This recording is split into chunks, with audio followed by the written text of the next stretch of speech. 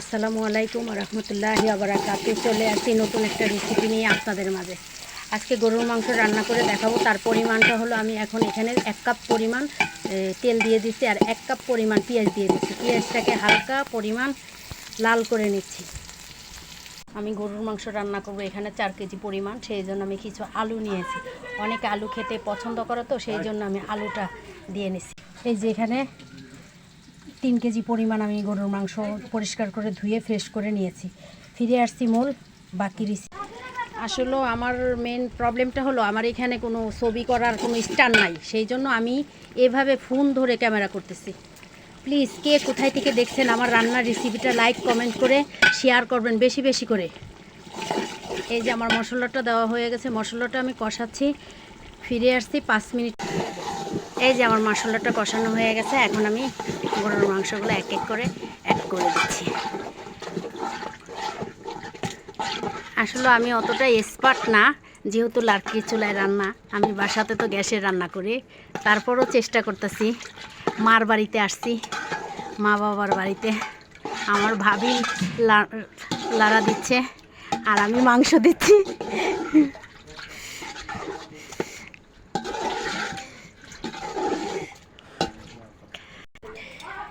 এই যে মাংসগুলো আমি এখন মশলার সাথে দিয়ে দিলাম। এখন নতুন করে মশলাটা আবার এই যে এখন আমি ঢেকে দিচ্ছি। ফিরে আসছি। আমার গরুর মাংসটা প্রায় কষানো কমপ্লিট হয়ে গেছে। এখন আমি এখানে আলু অ্যাড করে দিচ্ছি। এই যে আলুটা দিয়ে একটু কষাবো, কষানো শেষ হলে পরে একটু ঝোল দিয়ে দেবো, হালকা পরিমাণে একটু ঝোল দিয়ে দেবো। প্রায় মাংসটা কষানো হয়ে গেছে, সিদ্ধও হয়ে গেছে, আর একটু হালকা একটু ঝোল দেবো। এদিকে হলো ওই যে গরুর মাংসগুলা এই যে ঝোল দিয়ে দিলাম, এখন জাল করতেছি। যেহেতু আমরা অনেক জয়েন্ট ফ্যামিলি, অনেক লোকজন, সেই জন্য খুব বেশি করে গরুর মাংস রান্না করতেছি। ফিরে আসছি মুরগির মাংস 5 কেজি 5-6 কেজি মুরগির মাংসের জন্য এই যে মশলা কষাচ্ছি। বাট আমার আসলে এতটা নাই যে আমি খড়ি চুলা তো কখনো রান্না করি না, এই জন্য নতুন রাঁধুনি। আর ফোনটা যেহেতু ফোন রাখার কোনো স্ট্যান্ড নাই, হাতে রেখে ফোনটা ভিডিও করতেছি। এই যে আমার মশলাটা প্রায় কষানো হয়ে গেছে। ফিরে আসছি। এই যে আমার মাংসগুলো দেওয়া শেষ প্রায়। আমি মাংসগুলো এখন খুব ভালো করে কষায় নেব। খুবই সিম্পল উপকরণ দিয়ে সিম্পলভাবে রান্নার রেসিপি। যারা দেশ বিদেশে আছেন এভাবে রান্না করে অল্প উপকরণ মশলা দিয়ে রান্না করে খেতে চান, প্লিজ আমার চ্যানেলটা এই রান্নাটা আপনি দেখে নিতে পারেন। আমার মাংসগুলো প্রায় কষানো হয়ে গেছে, আমি সেখানে এই যে আলু অ্যাড করে দিচ্ছি।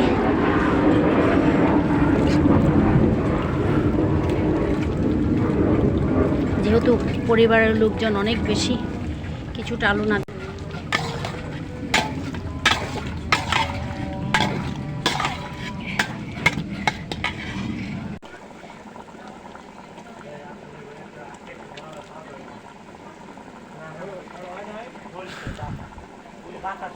দেখতেই পাচ্ছেন আমার মুরগির মাংসটা কমপ্লিট হয়ে গেছে। এই যে 5 কেজি মুরগির মাংস রান্না কমপ্লিট হয়ে দেখতেই পাচ্ছেন আমার রান্নাটা কমপ্লিট হয়ে গেছে। বাকি রান্নাটা চুলায় আছে। আসসালামু আলাইকুম রহমতুল্লাহি ওয়া বারাকাতুহু। আমার রান্নাটা কমপ্লিট হয়ে গেছে। কে কোথায় থেকে দেখতেছেন প্লিজ আমার চ্যানেলটাকে লাইক কমেন্ট করবেন। এই যে আমি এখানে মুরগির মাংস রান্না করছি 5 কেজি, আর এখানে এই যে ফিরে আসছি গরুর মাংসও সেম 5 কেজি রান্না করলাম। প্লিজ কে কোথায় থেকে দেখছেন আমার চ্যানেলটাকে লাইক কমেন্ট করে বেশি বেশি করে শেয়ার করবেন। আসসালামু আলাইকুম ওয়া রাহমাতুল্লাহি ওয়া বারাকাতুহু।